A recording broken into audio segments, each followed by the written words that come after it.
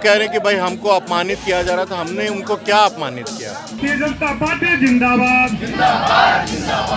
17 वर्षों में 8 बार उनका शपथ ग्रहण, ये दर्शाता है कि वो कितने बड़े पलटू राम।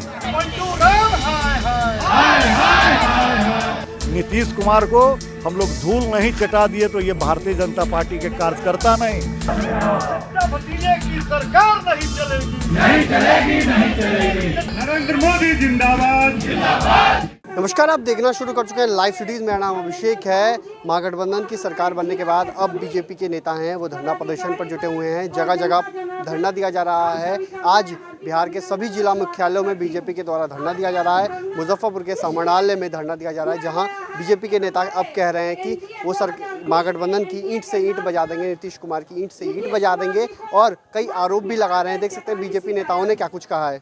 देखिए, आज नीतीश कुमार जी जो गठबंधन हम लोग से एनडीए से गठबंधन तोड़कर जनता को के साथ विश्वासघात किए हैं और हमारी पार्टी के साथ विश्वासघात किए हैं। देखिए, जो 2020 में एनडीए के नाम पर जनता ने जनादेश दिया था और उस जनता के साथ धोखेबाजी किए हैं। इसीलिए हम लोग धरना पर बैठे हुए हैं और बीजेपी किसी को आगे बढ़ाने की काम करती है, पीछे नहीं। जब अब बीजेपी इतना मानसा गलत रहती तो 2020 में उनको 43 सीट मात्र आया था, उसमें उनको नीतीश कुमार जी को कुर्सी पर बैठाने का काम किया था। ये भाजपा ये ईंट से ईंट बजाकर उनको सबक सिखाएंगे और 2024 में अकेले भाजपा चुनाव लड़ेगी। हमारे देश के प्रधानमंत्री आदरणीय नरेंद्र मोदी जी फिर पुनः प्रधानमंत्री बनेंगे और 2025 में काफ़ी बहुमत से हमारी सरकार बनेगी बीजेपी के। देखिए, ये तो लोकतंत्र में होता है। आज जो सत्ता में है कल सत्ता के बाहर होगा, इसमें कोई अजूबा नहीं है, अनूठा नहीं है। लेकिन किन मुद्दों पे आप बाहर गए? अगर आपसे पूछा जाए कि भाई अच्छी खासी सरकार चल रही थी और दोनों पार्टियां हम प्रतिबद्ध थे अच्छी सुशासन देने के लिए, भ्रष्टाचार मुक्त शासन देने के लिए, तो ऐसा क्या हुआ कि उनको हम लोगों के साथ छोड़ना पड़ा और जिसका विरोध कर रहे थे कल तक उन्हीं के साथ जाना पड़ा? इसका जवाब आज तक हमको नहीं मिल पाया है। वो कह रहे हैं कि भाई हमको अपमानित किया जा रहा था। हमने उनको क्या अपमानित किया? हमने जो मुद्दे थे, चाहे वो शराबबंदी का मुद्दा हो या शिक्षा में जो बदहाली थी, उन मुद्दों पे हम लोगों ने उनसे प्रश्न पूछे, उनसे सही प्लेटफॉर्म पे हम लोगों ने पूछा। तो जो उसका वो अगर हमें जो सही प्लेटफॉर्म पे पूछने पर उसका कोई सही जवाब नहीं होता है तो उसको वो कहते हैं कि भाई हमें अपमानित किया जा रहा है। हमारा जो नेता है, आपके परिवार में अगर किसी लड़के या लड़की को समस्या होती, वो किसके पास जाता है? जो परिवार का सबसे बड़ा सदस्य होता है उसके पास जाता है। हमने यही किया और इसको कह रहे हैं कि हमें अपमानित किया जा रहा है।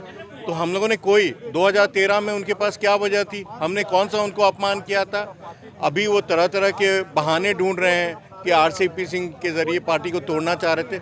अगर अपनी कमज़ोरियों को दूसरे के मत्थे वो मरना चाह रहे हैं, यही उनकी है और उनका इतिहास रहा है। 17 वर्षों में 8 बार उनका शपथ ग्रहण, ये दर्शाता है कि वो कितने बड़े पलटू राम हैं। बिहार के जनादेश का जो अपमान किया गया है, इस अपमान के विरोध में आज पूरे बिहार में भारतीय जनता पार्टी के कार्यकर्ता जिला मुख्यालय पर धरना पर बैठे हैं। और आने वाले दिनों में नीतीश कुमार को हम लोग धूल नहीं चटा दिए तो ये भारतीय जनता पार्टी के कार्यकर्ता नहीं। जो वो भ्रम में जी रहे हैं कि भ्रष्टाचारियों के साथ, परिवारवादियों के साथ, अपराधी के साथ मिलकर जो सरकार बना लिए हैं, वो सरकार ज़्यादा दिन चलने नहीं देंगे। और बिहार का विकास भारतीय जनता पार्टी केंद्र के माध्यम से कर रही है और करती रहेगी। अगर इस विकास में कहीं भी बिहार की सरकार राजद या जदयू बाधक बना तो भारतीय जनता पार्टी के कार्यकर्ता सड़क पर उतरकर उनका ईंट से ईंट बजा देंगे और केंद्र के मार्फत हम बिहार में विकास की गंगा बहाते रहेंगे। और 24 और 25 दोनों में देश के साथ साथ बिहार में भी भारतीय जनता पार्टी की अपने बदौलत सरकार बनेगी। तो आपने सुना कि बीजेपी नेताओं ने साफ साफ कहा कि ईंट से ईंट बजा देंगे सरकार की और अकेले चुनाव लड़कर दिखा देंगे कि हमारी क्या स्थिति है और इस सरकार को 2024 और 25 में उखाड़ फेंकेंगे। तो बने रहिए लाइव सिटीज़ के साथ। हमारे यूट्यूब चैनल को सब्सक्राइब करिए, फेसबुक पेज को लाइक करिए।